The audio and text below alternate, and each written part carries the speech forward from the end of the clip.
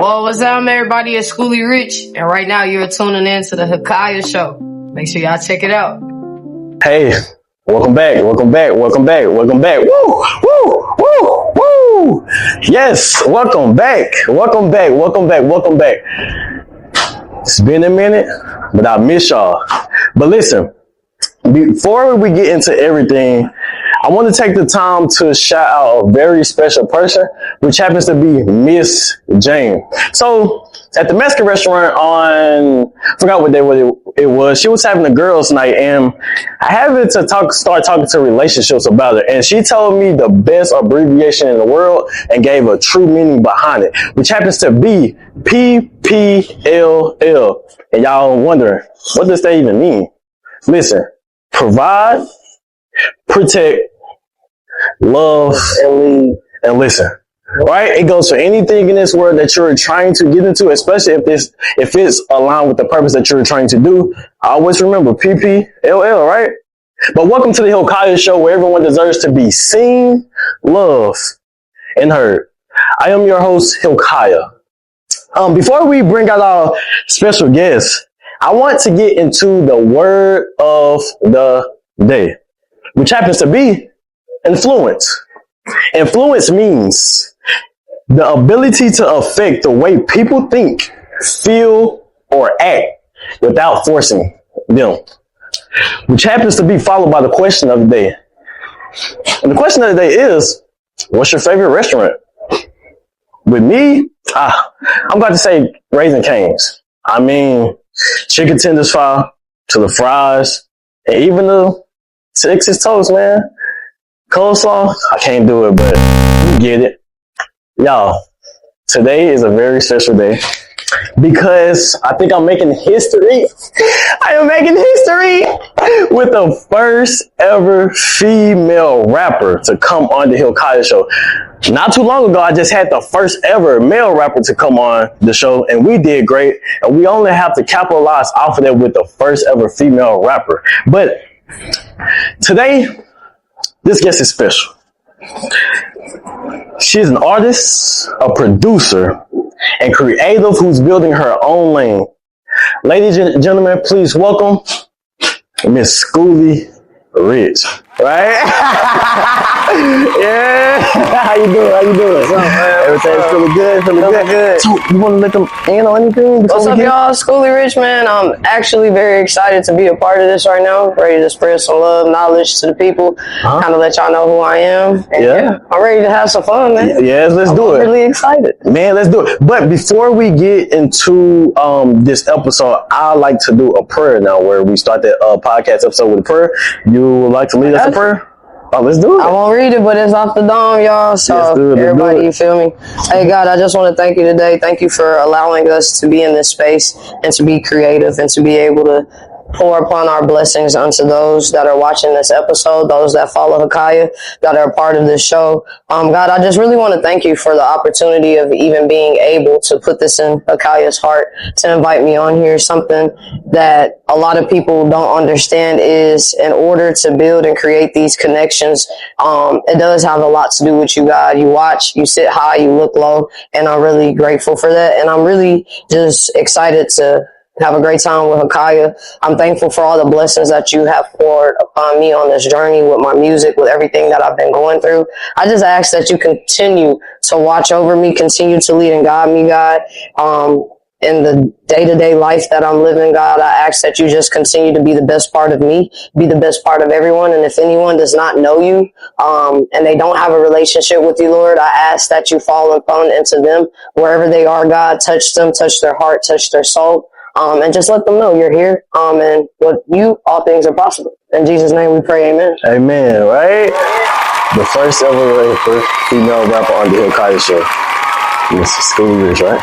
Yes, man, yes. Oh, man, this episode finna be good because we got so many topics I want to speak on. So, School, before we get into the questions, I have a specific question that means the world to me on this podcast, and this question is about the mental health. So with that being said, with the intellectual smart with the intellectual in-depth you have, I want you to really just get into the mental of how you truly feel. So with that being said, Skooly Rich, how are you mentally? I'd say mentally, if you know, I recently just lost my grandmother. Yeah. So I would say mentally, it's definitely a roller coaster. Like I said, definitely up and down, up and down, up and down.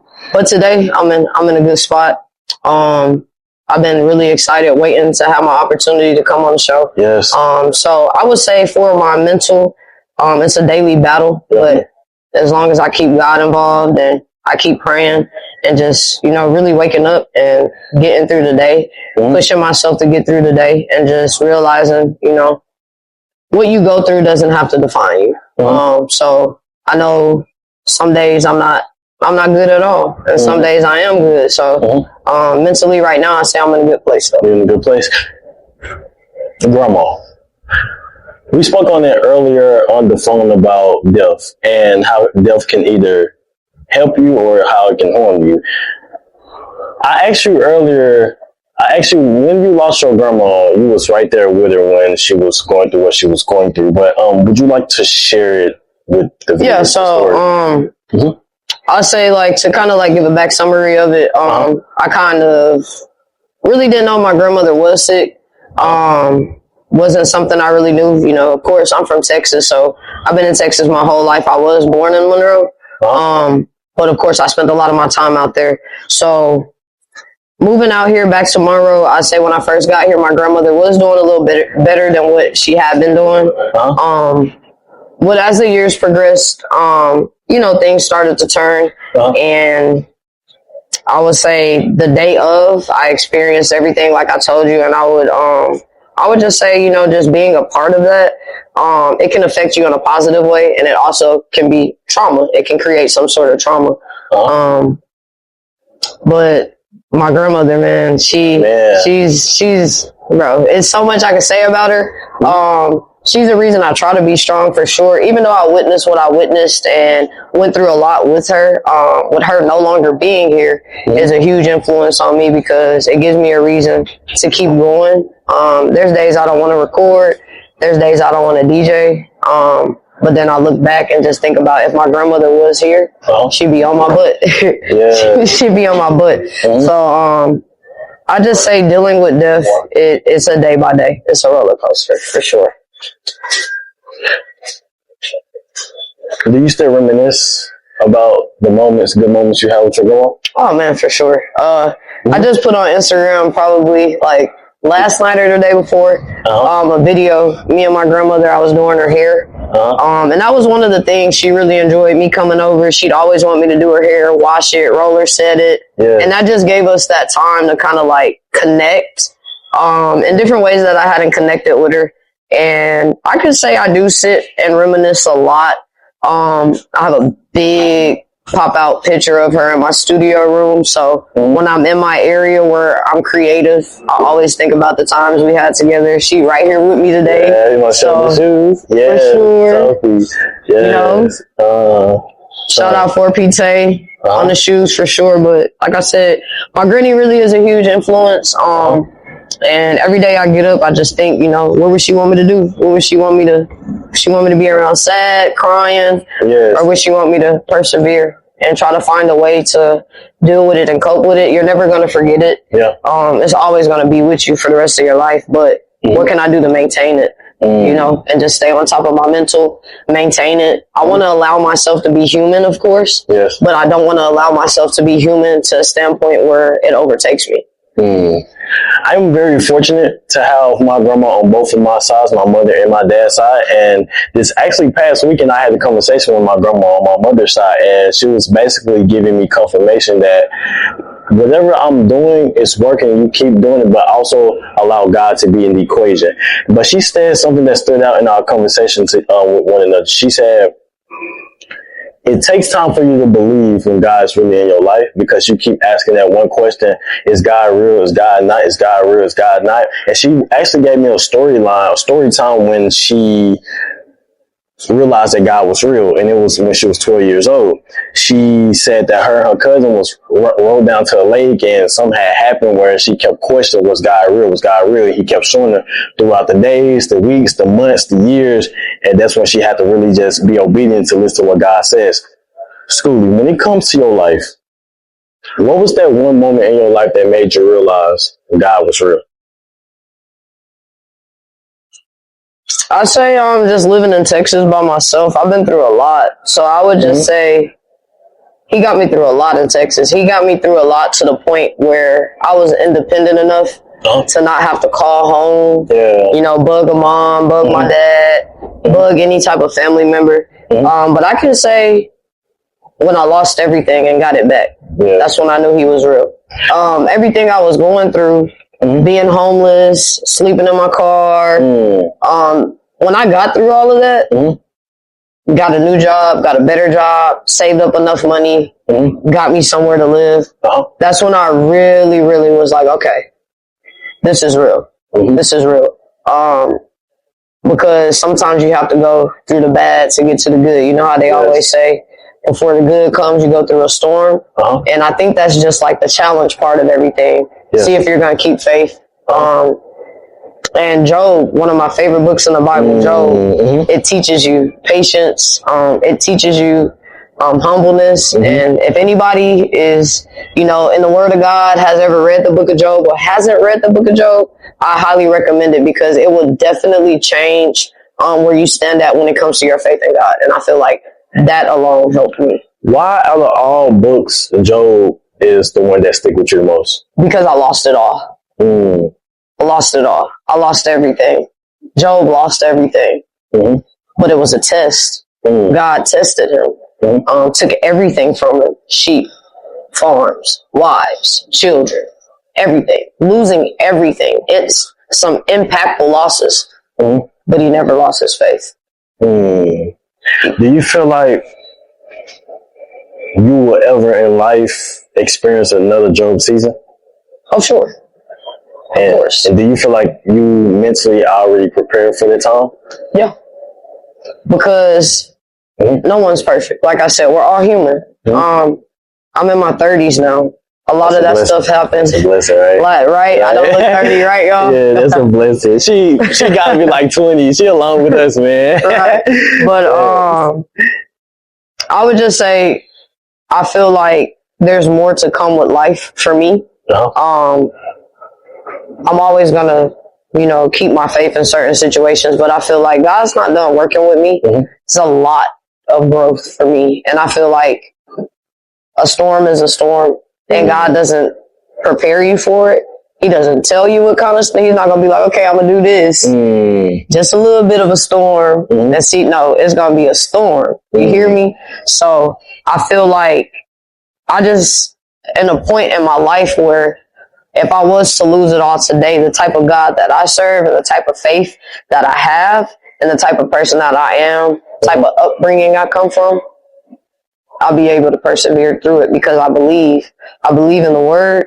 I believe in going through things to get to where you need to be. And sometimes you have to go through the storm to get to the other side of that storm. It's kind of like, and this is a funny analogy, it's like playing Fortnite. Yeah. You know, they always tell you don't run towards the storm. In order for you to make it and survive, don't go towards the storm. Don't go towards the storm. Stay over here. Stay over here. Sometimes you got to go through it because you never know what's on the other side of that storm. So if God was to land a storm right now, I'm prepared. I'm going to keep my faith. And I'm never going to give up hope. God He give us a time of peace. And he also give us a time of war. When we get in a time of peace, only the uncommon person will be training for war. And I always say God will give you the tools to sharpen your mind because he is preparing you for the test that's about to come. When it comes to your surroundings, the people that you hang with, the people that you associate with, however you want to put it, do you feel like with the mindset that you have that God gave you to sharpen for the next storm that's about to come, do you feel like the people that's around you like that? I would say when I first got out here, I did hang out with a lot of different people. And that's because I had to find my way. You know, I'm from Texas. I'm in Monroe. It's a new city. Definitely have to find that crowd that you really want to fit in with. And I could say I hung out with trying to find that crowd and trying to fit in with. How was that? I would say I was real different when I first came to Monroe. I always used to get a lot of the like, oh, you sound different, or you know, you talk different, or you too proper, or you too professional, like you too. Because I always would just be in a mindset like, man, I want to change Monroe, like I want to grow Monroe, and it's always like, oh, you think you Martin Luther King, you think you Malcolm X, like, bro, you're not finna change Monroe. This is what Monroe is. So, just really trying to find the crowd that understands that to a certain extent. But I will say, I don't really have a large friend group circle. I have certain beliefs. I carry myself a certain way, and I'm older. You know, I'm older, so like I'll be 33 next year. So it's very important when it comes to choosing what you put yourself in. I say that's a huge decision that you have to make, and you of course want to make the right decision. So I always keep my friend circle small. I like to just be around people with the same mindset as me. Like I said, I got my partner here with me today. That's my road dog. Shout out Cuddy. We kind of on the same page. You know, we're older now. We're in our 30s. Our mindsets are different. And that's a huge thing for me at this age and this day and time. I'm real adamant on carrying myself a certain way. Being at that maturity level that people expect me to be, not, you know, out here being 33 and, you know, promoting violence or, you know, just not doing the right thing. So I say it was hard at first, but I feel like I found my way. I've made a lot of different friends, and I'm at the age now where I know how to differentiate the friend groups. I know who to call on when it's time to be mature, and, you know, when it's time to tuck your shirt in and put a belt on. We going somewhere where we got to pray. You can't walk in with your hat on. And then I know when it's time to hang out with the rowdier crowd. We might be in the club. We might be sagging a little bit, wearing the Jordans. I know how to differentiate, and I feel like I could fit in any group. But with me, I can hang out with anybody. I can be around with anybody. I just don't let it influence my mindset and my morals and my values and my beliefs. At times, we can be chameleons. You see what I'm saying? But at times, we also try to jump into everybody's lanes to try to figure out what it is that we truly want to do with our lives. With that being said, Skooly, what made you become an artist? It's really my upbringing. So on my mom's side, you know, my family, huge family. My grandmother's one of 18. So that's a huge family. But she's one of 18, grew up in the church. My great grandmother, you know, grew up in the church. That's normally where music starts for a lot of us. So on my mother's side, I have a lot of family members that sing, preach, all of that. And so my upbringing, I was always around music, church, going to church. I was in the church choir like at 5. Man. So I've been singing. So, yeah, I can sing. Let's see. I think I can do a little singing. Watch this. I've been working lately, right? I've been working lately. Let's see.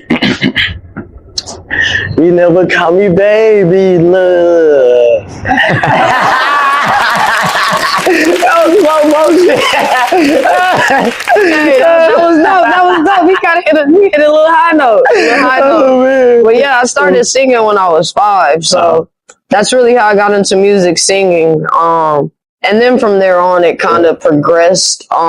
My brother and sister's father, he was a local rapper in Texas. I spent a lot of time under him. Name, by the way? Want to shout him out? Yeah. Long live Daddy Rich. Long live my pops. That's my stepdad. That's where I got my name from. Except I'm Skooly Rich. Daddy Rich came from car wash, the old school car wash. Not the new one with Snoop and Dre. The older one, Richard Pryor. I'm telling y'all how old I am now. But yeah, he was a huge influence on me, and I was never that kid that wanted to like be at the domino table or the spades table. Like I'm the kid that's kind of sticking my ear out like, what's that record they playing? Oh. You know, like that's a cool beat. Like what beat is that? Like man, who is that? See, that's the Isley Brothers. You know, so a lot of that came from then, and I kind of just took off with my music. I started writing when I was in 3rd grade. I wasn't a trouble kid, but I was that kid, you know, they'll have you turn in an assignment. Yeah. I'm turning in writing essays, but it's poetry or I'm turning in songs. Like teachers saying, write an essay about such and such, and I done wrote a whole song about such and such. So that's when I really knew I was taking it serious, when I really started getting in trouble at school for writing poetry or writing songs or always beating on my desk with the pencils, freestyling in the hallways. But what really cranked it up was when I was able to get my own equipment, build my home studio. I'll say that's when I really like started doing music seriously then. And why is that? I've been doing it my whole life, and I had a YouTube channel when I was a kid. See, what they don't tell you, I'm old, okay? So nowadays, these kids, they got YouTube channels, you know, and like they get paid for it and stuff. See, back in the gap when I was doing it, they was YouTube wasn't cutting no checks, but I had the views. But that's what really kind of kicked it off. YouTube videos, freestyle videos, singing videos. And one day I just went back and watched a lot of my stuff from when I was younger, and I noticed how much time I hadn't put into my craft and how long it had been. Yeah. And so I was like, you know what? I'm going to build a home studio. I'm going to start recording myself from home. I'll never forget, I went and bought everything. At that time, I was doing music with some people. And I'm looking at the camera on this one. Please, if you have a dream and you feel like you can do something, please don't listen to people when they tell you, it's going to take you 15 years to figure that out. Or, it's going to take you 10 years to get something. Please. Follow your dream, because people that have that mindset towards you, that I'm telling you, that's a blocking. That's somebody that's trying to put an obstacle in the road for you, where you could trip, stumble, fall. They don't want to see you make it. And I was doing music with some fellas at the time back then, and I bought my own studio stuff. And the guy was just like, it's going to take you 10 years to learn how to record on this. Like, it's going to take you a long 2 months. 2 months for me to learn how to use Logic Pro and all that stuff. And then from there it was up. Started my Audio Max, started my SoundCloud, and I just been doing it ever since. I brought all my music down here to Monroe, and my goal really was to have a recording studio out here, record different local artists in Monroe and stuff like that. But like you said, choosing what crowds and stuff like that is real hard to come out here and have that mindset, because people here don't have that mindset of let's connect. Let's market. You know, let me and you get together, put our creativeness together. Let's work with each other, you know. So I haven't had the opportunity to do that quite yet. I recorded a couple people, but that was really my main goal. And since I couldn't do that, I just continued on recording myself. So you had the opportunity to transition from Dallas, Texas to Monroe, Louisiana. Be honest, right? In front of the camera. Who's better when it comes to the rap game, Monroe or Dallas? And HILKIAH trying to get me followed after this show. Nah, remember that. We protect school, man. Hey, listen. Before she get y'all the answer, we protect school in all measures, man. We protect her all measures, man.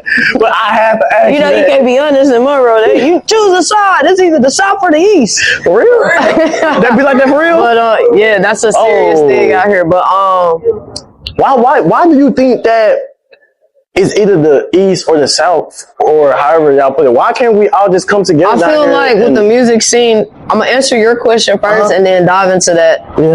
Respectfully, I'm going to say this in the most respectful way. There is a lot of talent in Monroe, Louisiana, and there's a lot of talent in Texas, of course. I would say Texas is bigger.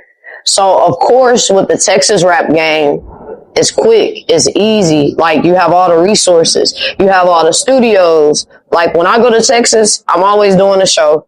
I'm always doing a mic drop. I'm always connecting with different kind of artists. It doesn't matter. I don't care if you're at the bottom. I don't care if you're at the top. Like, let's work. And that's the difference between Texas and Louisiana. So back to what you were saying, Louisiana has a lot of great talent. Monroe has a lot of great talent.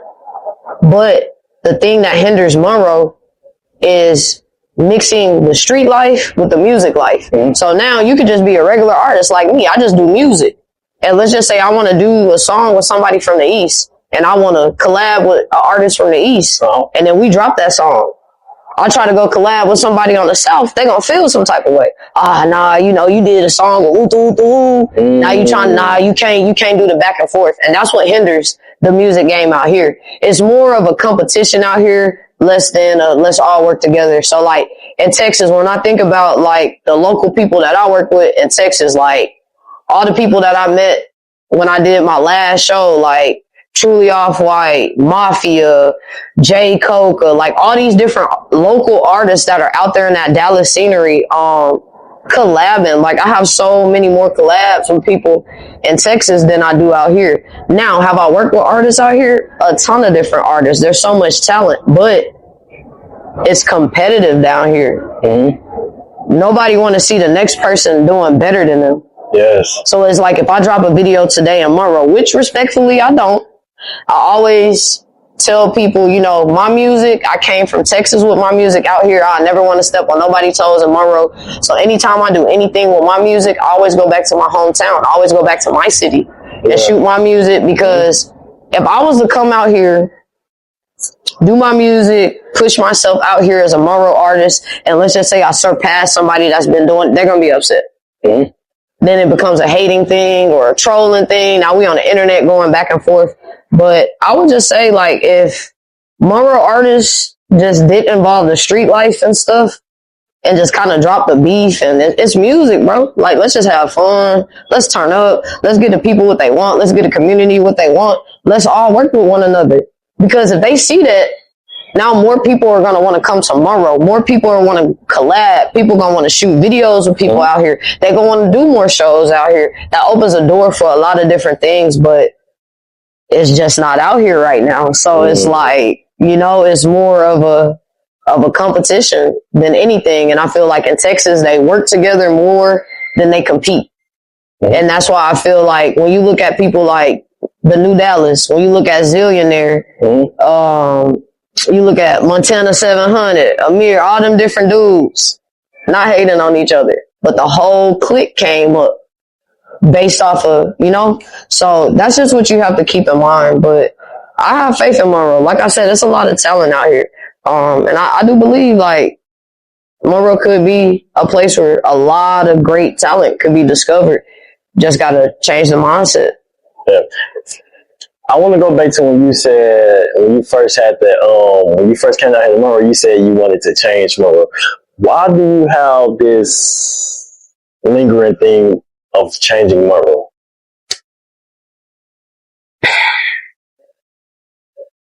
If I answer honestly, it really be the influence my grandmother, like, when my grandmother suffering, you know, from what she was suffering from, you know, my grandmother did have dementia.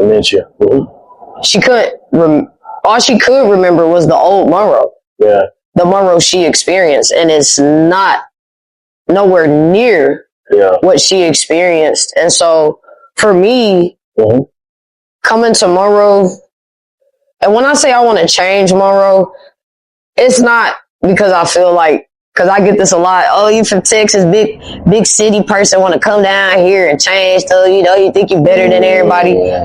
I want to change the mentality that people have here, because the mentality is kind of off.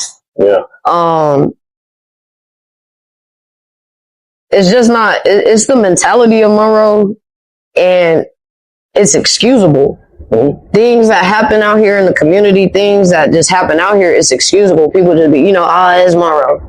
Somebody breaking your house, it's Monroe. You know they gonna break in your house, it's Monroe. You know, or you hear gunshots, it's just Monroe. You know they shoot on the South. That's not normal. You know, that's not at least for me, it's not normal. So like that type of change, getting Monroe back to where I'm talking to my grandmother or just talking to my father, the Monroe they experienced, the job opportunities that was out here, how Monroe was built up, how downtown, like all these people, I was mind blown. I had a conversation with my father.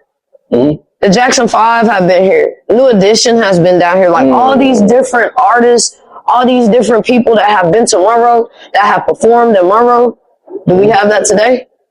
We don't have that today. Mm-hmm. So that means something changed on down the line to where people don't even want to come here and do business. That's why I'm super excited for Meta, because that's an opportunity to clean up Monroe, to change. Yeah. Meta is the change. Yeah. It's either going to grow us or it's going to divide us.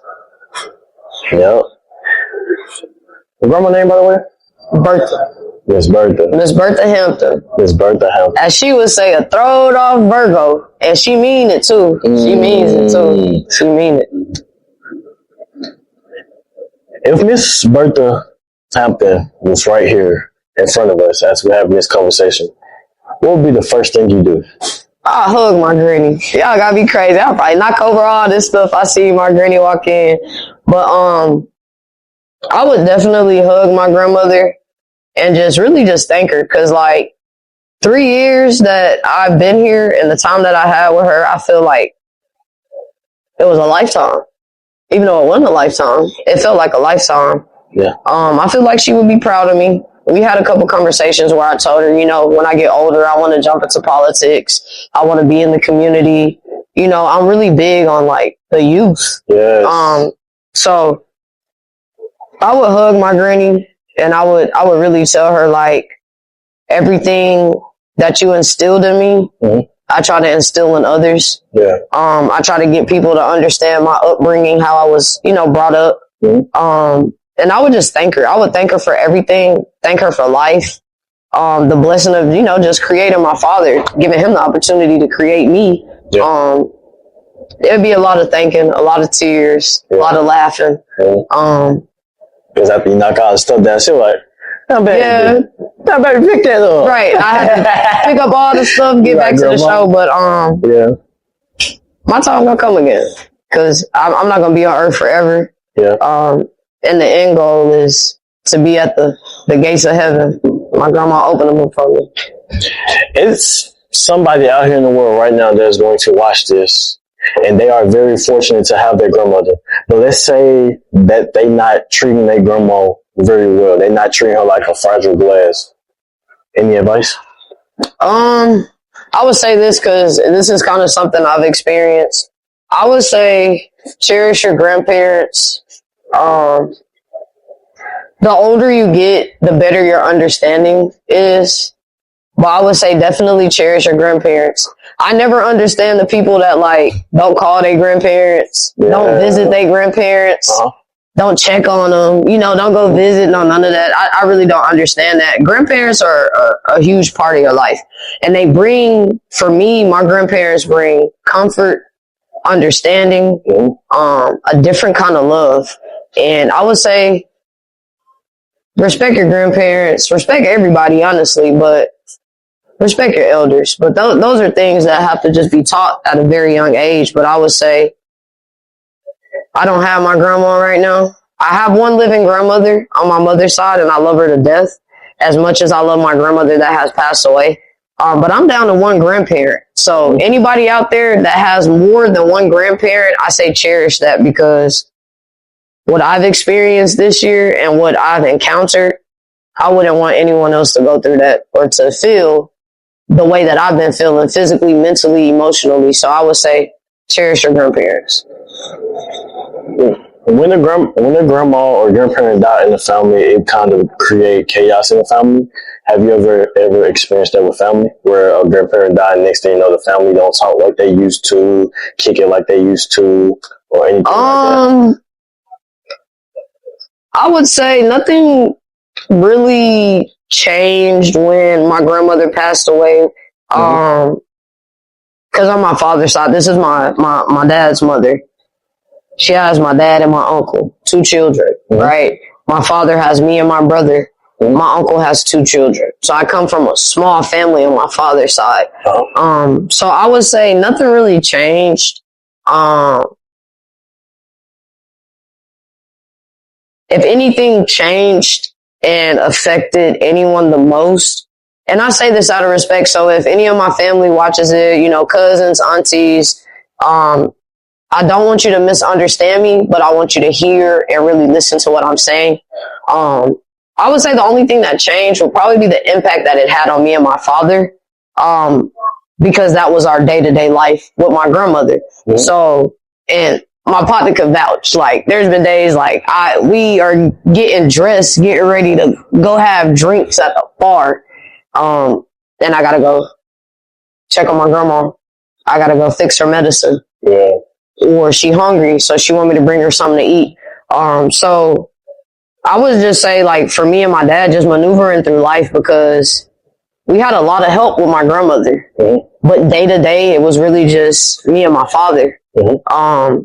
So just really trying to get back to normal living, you know, yes. And how to maneuver through that and cope through that. And, you know, my dad ended up getting married, so my grandmother passed away right before the wedding. Mm-hmm. So it's a lot that played a part in that. But I would say it didn't really affect the family in a way to where people aren't speaking to each other. I just came from a cousin's trip.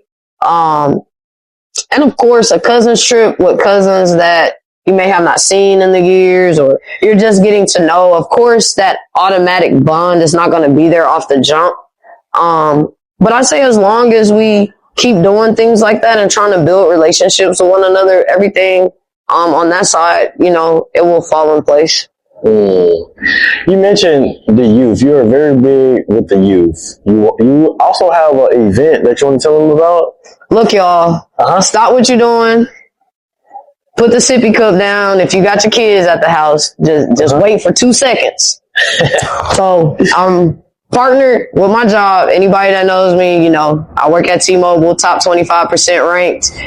Popping it, thank you. But we're running a Friday Night Lights special, and it's something for the community to get involved with. What we're doing is it's kind of like a fundraiser thing. So T-Mobile is looking for schools that they can help, basically. Mm-hmm. So I know you guys have seen West Monroe's new workout room that they've got. Wiseman has got a couple new things, tracks and stuff like that.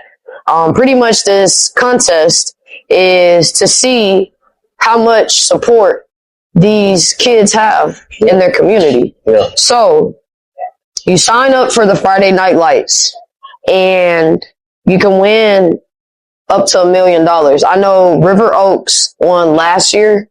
I think they won like $30,000. Yeah. So you sign up and you pretty much are responsible for getting the community together, rallying, doing different pep rallies, posting pictures, doing all these different things with the youth, because what we're trying to do as an overall company, we're just trying to help those, you know, that need the help. So if you're in the Monroe, Louisiana area, you have a child that goes to, I know for me, I'm doing Richwood. Shout out to Richwood, all my Richwood alumni. I have a couple partners that graduated from Richwood. I'm looking for y'all. Richwood family, I am looking for y'all. I'm the one that is responsible for getting the community together, so we can really show out for the youth. I don't know what Richwood exactly needs. I don't know if they need a new field. I don't know if they need a new gym. I don't know if they need a new track, whatever, weight room, whatever. I'm the person to see and to speak to. Carol, shout out to all my Bulldogs. Eastside, you know, my grandmother stayed off Booker T, or in Booker T, so LaQuana is doing that. Shout out to Quana, aka Fat Baby. Yeah, she'll be doing the Carol events and stuff like that. So if you know Quana, aka Fat Baby, we both work at T-Mobile. You know, check us out, man, and really show love and come out and support these kids. I can say this in the most respectful way. River Oaks won last year, and that turned up a fuel in me. Cause like I said, I see these water boys I stay on the south side, by the way, south side Monroe. Mm-hmm. So I live in the community. I see the community. I wake up in the community. I breathe the community. I go to the same stores as these people, go to the same gas stations as these people. I'm right here living in that community with them. So it's a different feeling for me. So I'll just say, Richwood, again, I need y'all. If y'all watch this, we need y'all to sign up. Richwood High School, the football players, my track players, my basketball players, we need you to lock in. I think Carroll has already filled out their paperwork, so they're kind of couple steps ahead of Richwood. So shout out to Quana for really, you know, buckling down. She's actually alumni, so it was easy for her to go up to Carroll and you know, she gonna get it done. But I'm still working, so that's why I'm bringing it up on your show. I need support. I need help. And just help me show out for the youth, man. These kids deserve it. They don't ask to be here, of course. No, facts. So the most we can do is just make sure their time on earth is worth it. Facts. Man, if the kid you used to be met the person sitting in that chair today, would they feel safe around you? Yeah. Younger Skooly, I was funny, energetic, goofy. You could always catch me singing or just something like that. So I feel like my younger self sitting here with my older self would be like, wow, like, you know, like you've grown so much. Like from being the kid on YouTube at 15 to being 32 now and having music videos, doing interviews with different people, doing shows. I have a show August 13th. Shout out New Orleans. I'll be in New Orleans on the 13th. I have a show out there. So my younger self, I think my younger self would be proud of me and would really be like, you know, like, man, you really came a long way. So if I ever get that opportunity to hop out this body and go back into my childhood, I think my younger self would admire me. Of the three, right? Sing, love, or hurt. Which do you believe you struggle with the most right now? Being heard. I feel like everybody just feel like I'm just like a person that just think like I'm better than everybody or like I know everything, and that's really not me. Now, I will say a lot of people misconstrue cockiness with confidence. I'm overly confident in myself. Like, if you ask me who's the best dressed person in this room, I'm not picking nobody but myself because I have that confidence in myself. Sorry. And I walk around with that on my shoulder. Nah, you do. So you got the diamonds and right. I got the bedazzle. You know, all the this the new wear. This the young people clothes. You know, these the young people clothes. Got the you can't go nowhere without. Then I get caught in this outfit. Yep, that's her. She got the diamonds on her jacket. But just thinking I know everything and when honestly it's just a confidence in me. I really believe in myself. I'm very confident. And I just feel like I'm so blessed, man. Like people don't understand, like a lot of us have a story, a lot of us have a testimony. I don't walk around with my testimony on my shoulders. I don't speak on the things that I've been through. I don't pity party for myself. I'm overly confident in myself. And it took some time to get there, going through life, going through relationships, just going through different things to where I'm here today. And I can honestly say, no, I do not think I know everything. I do not think I'm better than people, but I think my confidence makes people uncomfortable and it questions how confident they are in themselves. So if you don't got enough confidence in yourself and you in a room full of confident people, of course you're going to think, oh, this person cocky, or, oh, look at her, she thinks she know everything.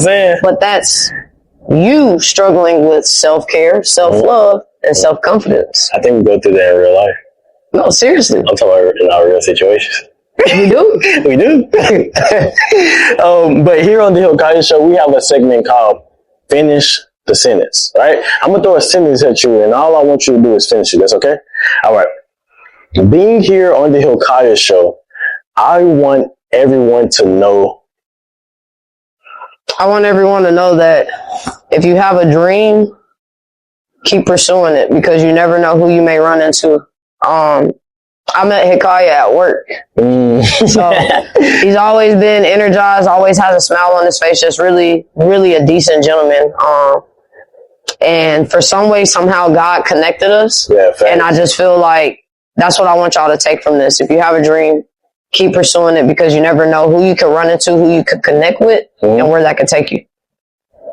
Don't move, right? Don't move. Stay right there. The HILKIAH hot seat is up next. And guess what? You do not want to miss this. Like the hot seat right now, like it's gonna catch on fire right now. You see what I'm saying? I think it's already, oh shit. All right, it's time for the HILKIAH hot seat. Oh! This is where our guest, Mr. Skool, gets real, raw, and unfiltered. I am about to hit her with 10 true false statements, but the catch is, Skool, you have to be honest. Simple. Right. That's all we want. All we want is honesty. That's all we ever ask for. You ready? I'm ready, man. Number 1. True or false? You have an addiction to people pleasing. Ooh, true. You want to explain? I don't know. That's the Aquarius side of me. Like I get that from my grandmother too. Like my grandmother on my mom's side, she's so caring and lovable, and I get that trait from her. And I always feel like, to a certain degree, it's my responsibility to make sure someone's okay, or if they having a bad day, make sure their day is not bad no more. So I would definitely say that's a true statement for me. All right. True or false? You came to Monroe because you weren't accepted in Dallas. False. I would say false, because I grew up in Dallas my whole life. The real main reason I came back was to help my dad with my grandmother. So I really had no intentions of coming back. Yeah. Now I'm not gonna say I was doing perfect in Texas. I had my struggling points. Like I said, I've been homeless. I've had to sleep in my car. I lost apartments. So I was in the middle of getting ready to go through another storm, if we're being honest. Yeah. I was getting ready to go through another storm before my dad called and said, "Hey, I need you to come home. Need some help with your grandmother." And at this time, it was early in the stages of what she was going through, and she was even wanting me to come home. So I would say, I don't know what stopped that storm, but I was getting ready to go through another storm before I got that phone call. True or false? You have lost touch with your feminine side.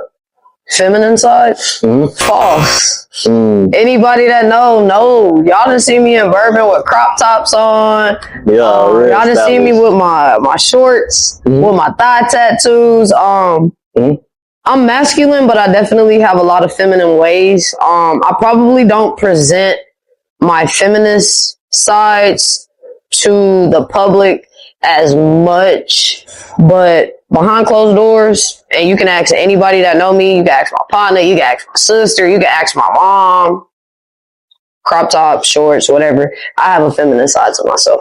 I just don't display it in public. All right. All right. This next one, I want to do me on Nielsen. This next one is me written personally. It said, true or false? You're only a rapper because of the big booty bitches and the money. I would say no. I am happily taken right now. So it doesn't really have anything to do with the women. My girlfriend goes to every show with me. That's a blessing. So she's very supportive. So I do music because it's my first love. It's something I love.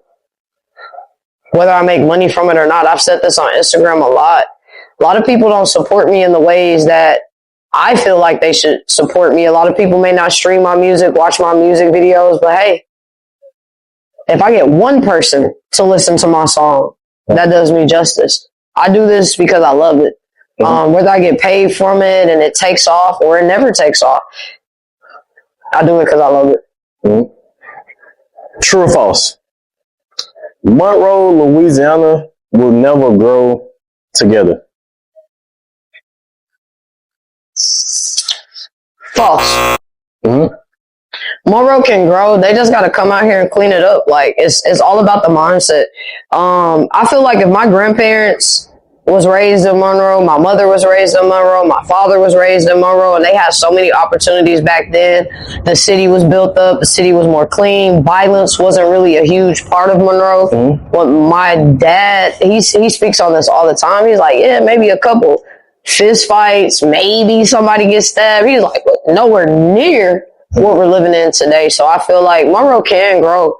They just have to get the people out here that they need to get out here to clean it up. We need people that just have that mindset. Like, I wish I could have like a rally and just listen to the community. Like, listen to what they want to see change. What is creating the struggle in the community? What is keeping the violence going? Like, we got to figure out something that's really impacting the city to make it change. Like, Meta's here, even though it's not in Monroe, it's in Rabel, but that's a huge milestone for Rabel. Rabel's getting cleaned up, getting built up. They're getting more job opportunities out there, which means people from Monroe have an opportunity to go out there and work for Meta and stuff like that. But definitely a false statement. I think if they just get a lot of people that's motivated like me with a mindset that's like, man, Monroe could be that same Monroe that my parents grew up in, that my grandparents grew up in, we can get there. So I'm going to say that's a false statement. Sure. True or false? Most of your relationships were trauma bonds. Maybe one relationship I've been in was probably a trauma bond. Mm-hmm. But I grew from that. So, I mean, any relationship that I've been in, whether it ended good, bad, rocky, whatever, I always grow from them. So I can definitely say probably just one relationship out of my life probably was a trauma bond. You do some crazy stuff when you're in your 20s. Like, you're falling in love with any and everything at this point. But when you look back when you're older, you definitely speak volumes to stuff like that. Like, I'm in my 30s now, so I definitely look back in my 20s like, bro, what was you doing? Like, what was you doing? But you live, you learn. Yeah. True or false? Death didn't make you weak. It made you stronger. I'm neutral because I am strong to a certain extent. But there's moments that, like, I break down. I wouldn't say it overall makes me weak. That's a tough one. Because I really don't know if it's true or false, because a part of me feels like I am strong. Mm-hmm. And then a part of me feels like as sometimes I'm weak, you know? Mm-hmm. So I would say I'm in the middle on that one for sure.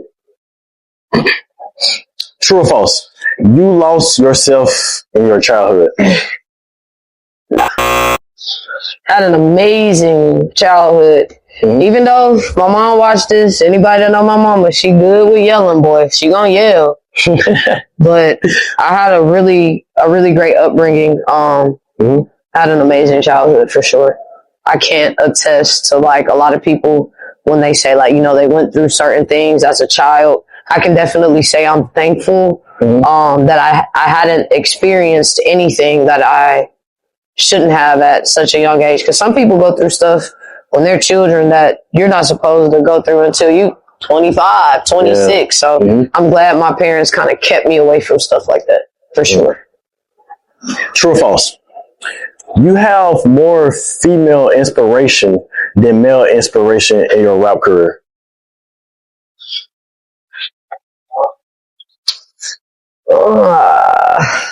I've worked with a couple females. I've worked with a couple dudes. I don't know, because, like, I'm really in my own lane right now. So I really just don't know. Like, I'm so far in my own lane. Like, I'm an artist, y'all. Like, I'm not even a rapper. I'm an artist. I rap, sing, DJ, compose. I write music. I write poetry. That was tough. That's a tough one. I'm really just in my own lane right now. Like, Be your own inspiration, basically. Right now, I'm inspiring Skooly. Right now, it's all about Skooly. I have inspired a lot of people, but, you know, some people will say, oh, you ain't inspire me. I've been doing this on my own. I've been rapping before Skooly came, you know. I feel like I have inspired people, whether they believe it or not, take it or not. But right now, my main focus is inspiring myself, because at the end of the day, I got to keep Skooly going before I keep anybody else going. No, make sure I'm good. Thanks. Last but not least, number 10. And when I ask you this one, look dead in the camera. I want to see that ego real quick. Skooly Rich is the best female artist to come out of Dallas, Texas, and Monroe, Louisiana. That came out his mouth. You heard what the man said. The best.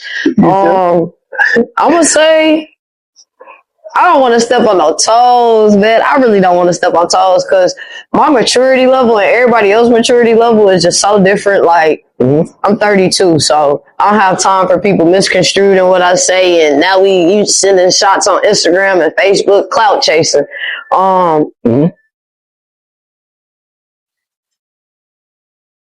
Best female rapper in Monroe,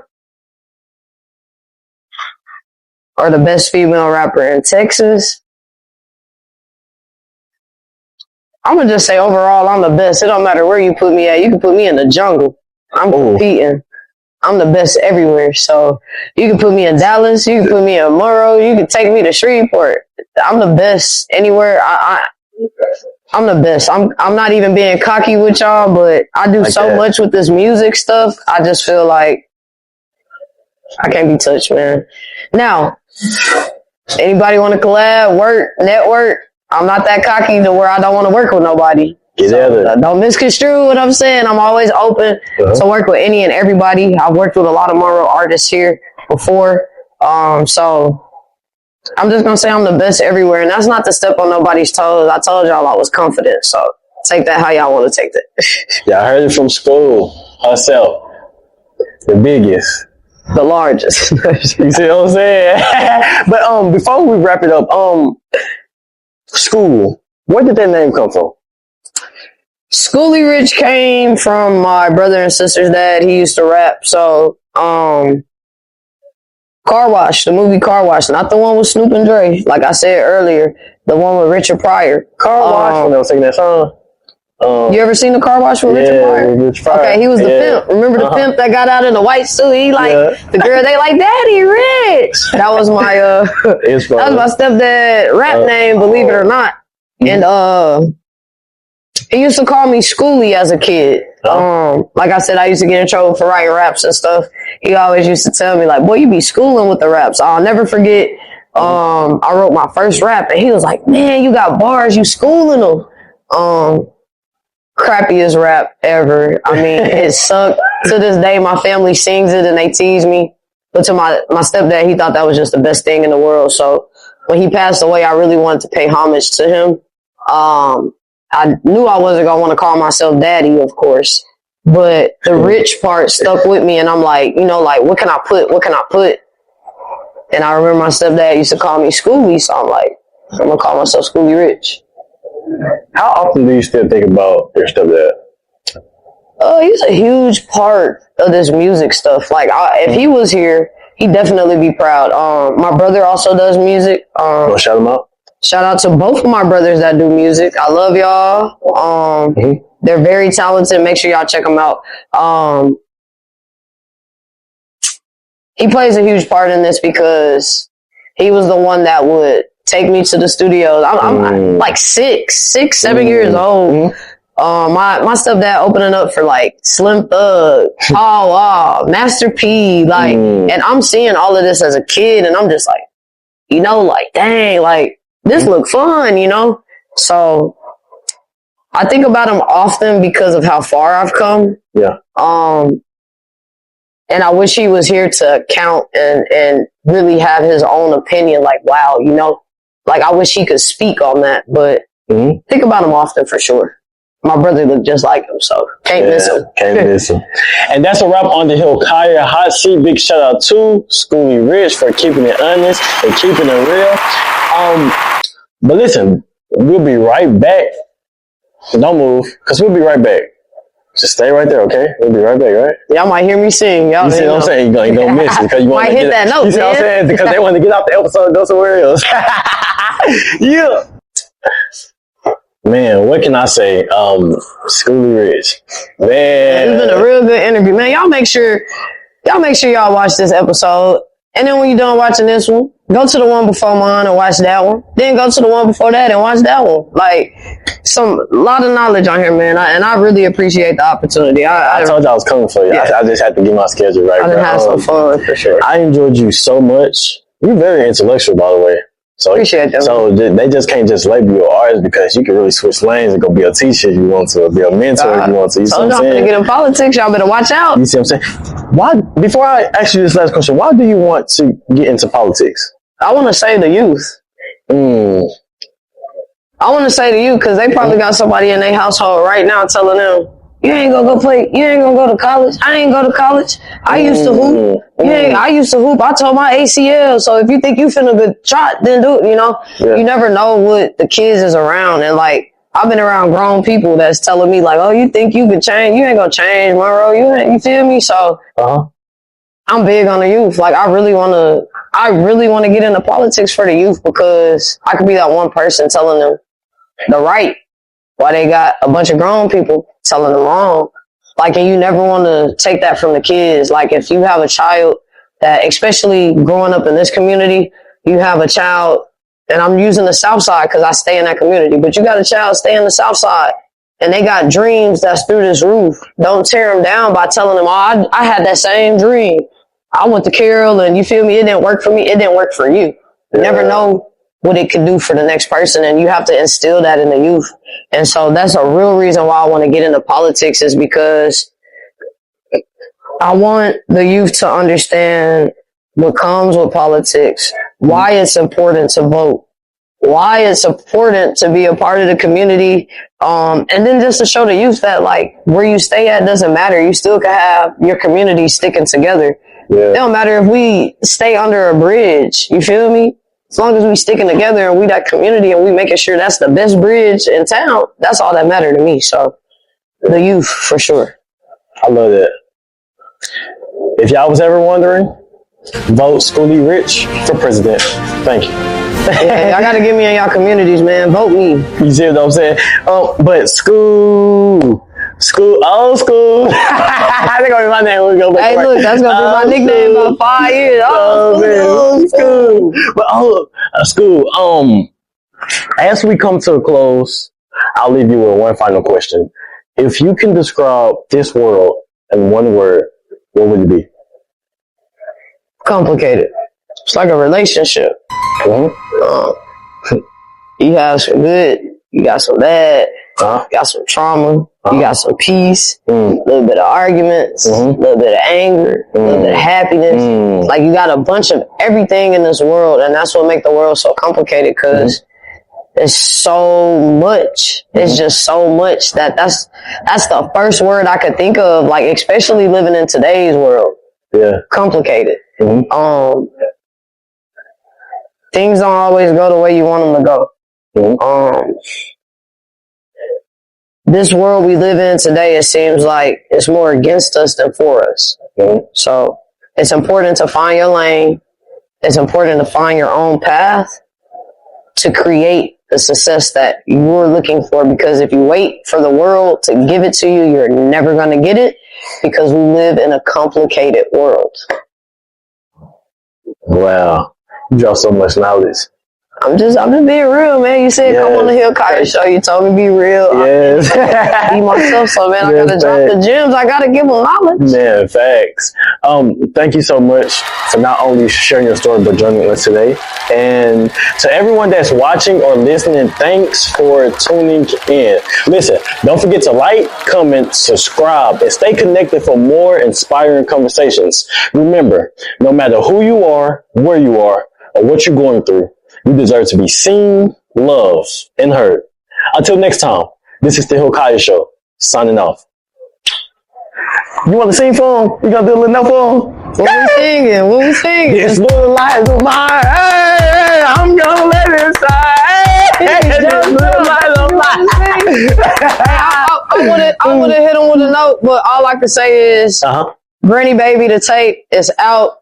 Audio Mac, make sure you check it out. Apple Music, YouTube, Skooly Rich. Make sure you tune in. I'm not the type of rapper that's gonna tell you to go kill your homeboy. I'm the type of rapper that's gonna tell you how to get through real life problems. Now, some of my music is for prop purposes only, and it's for entertainment purposes only. But make sure y'all go check out that Granny Baby. Make sure y'all go check that out. Shout out to, you feel me, the shoes. Shout out to Lavish on the fits. Thank you, man. It's been nothing but love, brother. This man going places. This young man going places. Appreciate it.